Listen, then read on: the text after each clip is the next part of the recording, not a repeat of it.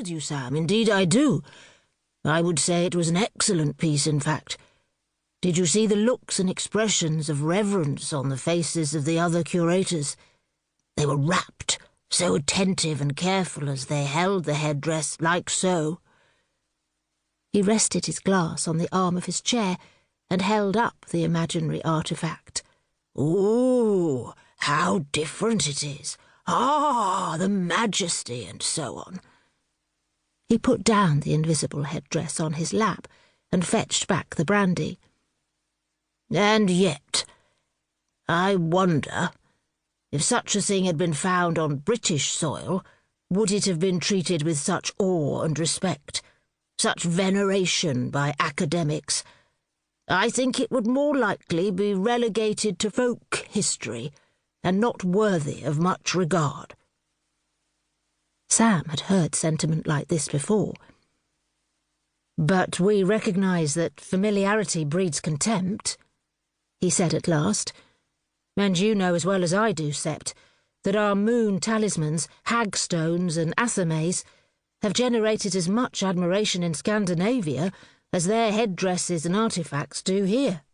The old man brought his head down to his chest, as if chastised, then looked up suddenly.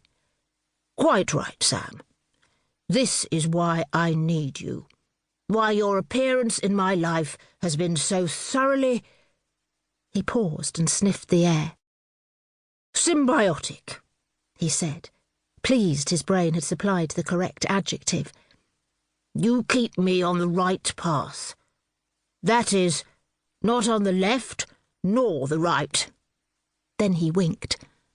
"Sometimes when one reaches my age, it is all too easy for one's gaze, one's thoughts, to fall on what is not well with the world, rather than appreciate in it all that is true and fair."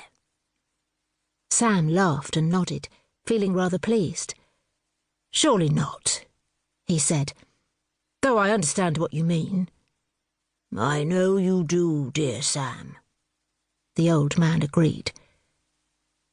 The silence that unfurled between them was not awkward or discomforting, but quite the opposite. The pair enjoyed it and refilled their glasses. After a while Septimus looked into the fire and said, "Did I ever tell you about my encounter with an Icelandic shaman?" The young man's attention was brought swiftly to Brooke. "No, you did not, and now you cannot keep it to yourself." It was Septimus's turn to rattle out a laugh. "Oh, it was many, many years ago," he said, and started, as the fire in the hearth spluttered and gave out a spark, which thankfully landed on the tiles and not the carpet. "I haven't said your name yet," Septimus whispered to it. Sam frowned. That was odd. He wasn't sure whether to challenge the old man on it or to let it go. Was it a sign, he wondered? Septimus was getting on a bit after all. But before he could act on any impulse, the owner of the Witch Museum withdrew his gaze and said, "I had received an assignment in Reykjavik. It was during the war. We had invaded Iceland then, you know." Sam met his friend's gaze with brows hoisted high. "Oh, yes, that was a thing," Septimus said, misjudging Sam's countenance.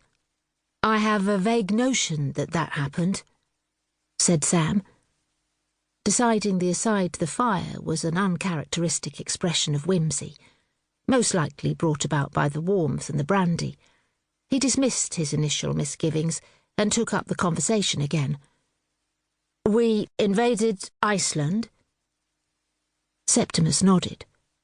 "It was a strategic island, important for the North Atlantic sea lanes, and very well laid out for naval bases and air bases and so on. Not many people seem to be aware of what the Brits did back then, but anyhow, I digress. As I said, I was instructed by Commander Fleet back at the Bureau to investigate a manifesting medium on tour in Reykjavik. The authorities...